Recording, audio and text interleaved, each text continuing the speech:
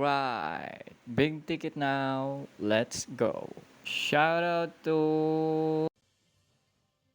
Bay mo ni atong mga troops nga ginagamit para mga gahi. Ana ra. Og mga spell dayon para makuratan pud sila pud, di ba? Ana ra dira nga mga dapit. Ato dayong mga hero pud, mo pud na ilang mga dala-dala. Kay dili man na sila musulong kung walay mga dala, di ba? Ang sulod pud sa atong kariton mo na silang tulo. So okay, laban na ta. Hindi na nato nilang langanon. Murag ubay-ubay pud ba yan nga mga building ang nasaya. Pero una ana, ato sa nibutangan og lightning spell ng iyang inferno. Diba? One, niya nga inferno og sa pikas pud dayon. Batangi dayong lightning, dapat tsadsada pud imong mga lightning pud makaigo pud sa mga hero. Para patay. Ana ra. Dayon, funneling method dayon. Silang duha, mag-uban gina silang duha gyud sa witch, di ba? Gahi mo guna silang duha gud. Puro pa gyud mga violet. Pilan dayon og golem og ice golem para na support po ang atong golem sa likod. Mag ice ba pag musulod. Kana ang target sa atong kariton, diya gina sa sentro gid sa TH.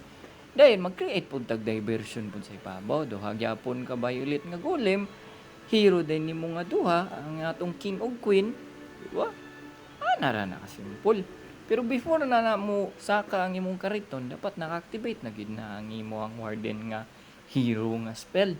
Apil pod si Royal Champion, di ba? Para mag ice kauban dayon sa pinalabay-labay din ni Royal Champion, di ba? Para gahi kay mga troops bay. Awa dito si babaw kumbate kay ang atong king, di ba?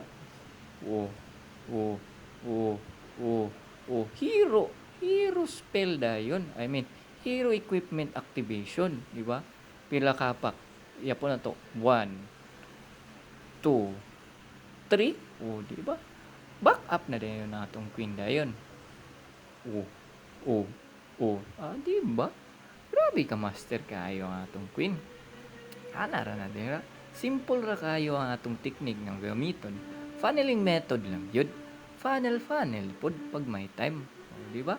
So simple. So shout out ko sa atong amigo dere nga tag-iya aning TH14 nga atong giatak.